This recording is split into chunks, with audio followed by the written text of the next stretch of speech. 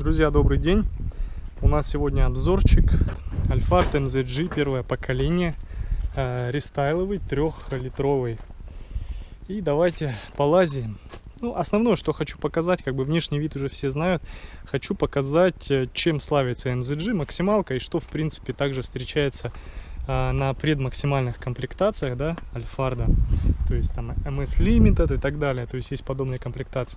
В общем, смотрите, первое, что отличает максимальную комплектацию, это у нас кожа. То есть кожаные сиденья, вот такие вот. Они по всему салону, то есть все передние, задние и так далее. В общем, все подлокотники, подголовники, да, то есть и так далее. То есть это все у нас на коже. Естественно, также у нас мультируль. Здесь у нас передняя камера, здесь включение громкой связи, музыка погромче, потише, переключить станцию и так далее. Плюс также есть круиз-контроль. Все вы знаете, что такое круиз-контроль, да? Выставили скорость и поехали. Обе электродвери, то есть правая дверь, левая дверь. AFS это у нас, включено-выключено. AFS это у нас адаптивный свет, по-русски говоря. Когда вы поворачиваете руль вправо, то и фары, соответственно, поворачивают вправо, чтобы освещать обочину, то есть ту местность, куда вы едете. Вот, если влево, то, соответственно, влево. Так, что у нас здесь еще есть? У нас еще есть также розетка на 100 Вт, то есть, да, на 100 вольт. Они находятся сзади, вот здесь, я еще сзади залезу, покажу. Здесь можно открыть, закрыть багажник с кнопки, отключить двери, то есть чтобы никто в салоне не мог их открыть.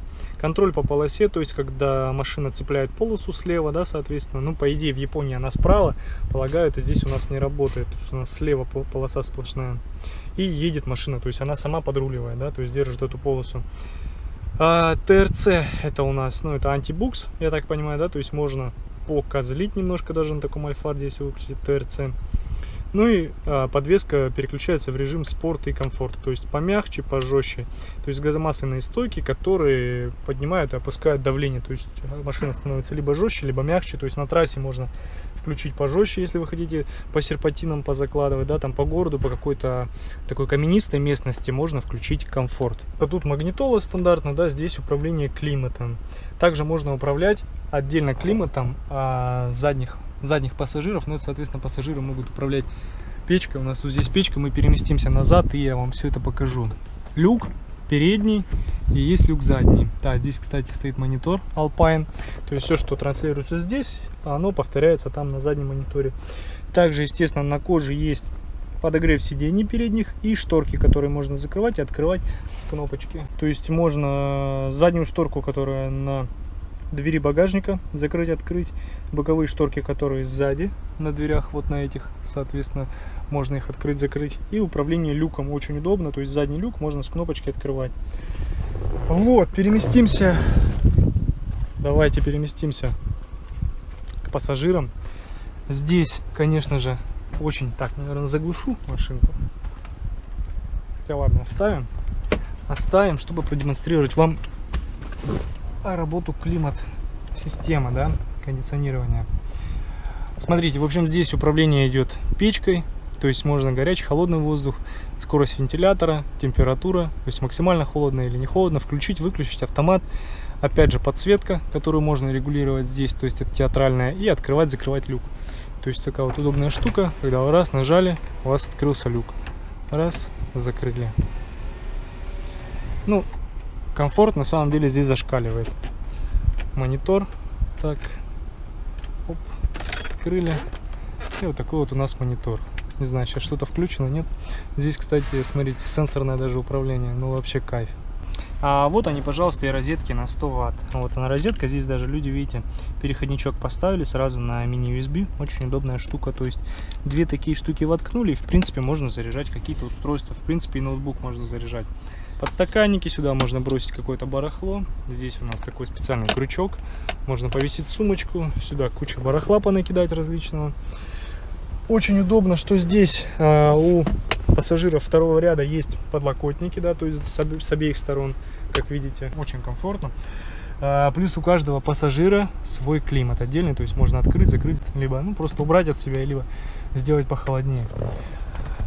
Вот такая вот, в принципе, система. Третий ряд, он очень тоже достаточно комфортный, то есть люди себя здесь ущербно совершенно не чувствуют, да, то есть сели также. Здесь у вас управление шторками идет, у вас управление климатом, подсветочка, если нужно книжку почитать.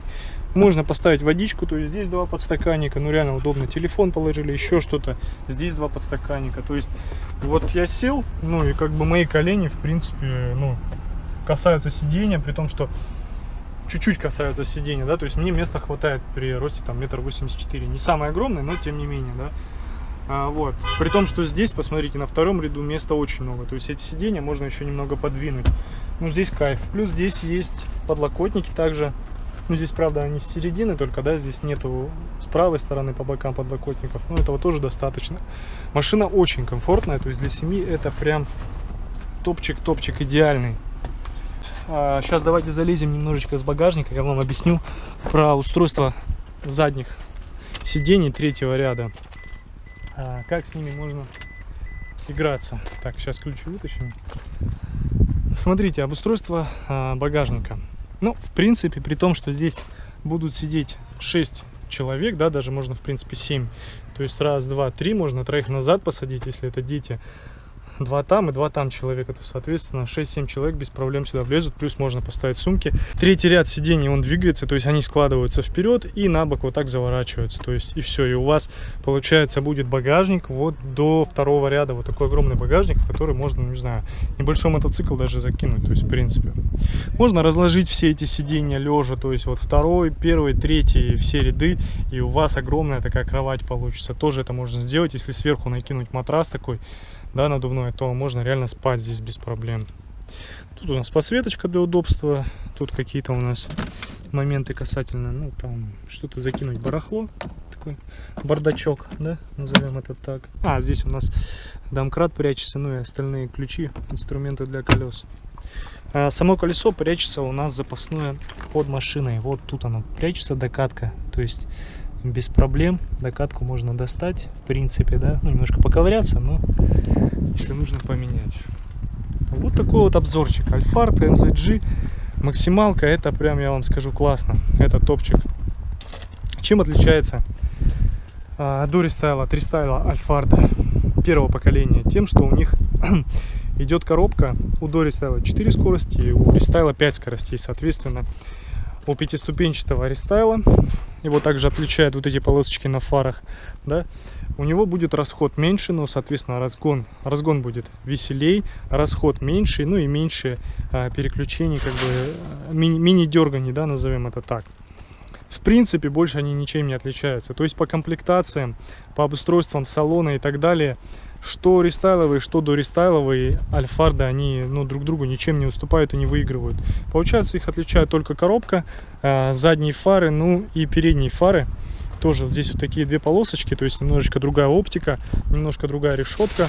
Кстати, не рассказал вам, да, про заднюю камеру и переднюю. То есть здесь у нас стоит камера, которая смотрит в 2 стороны, да, то есть влево и вправо, и вы видите все то, что находится у вас здесь спереди. Ну и, соответственно, сзади с багажника тоже, естественно, есть камера. В принципе, наверное, это все.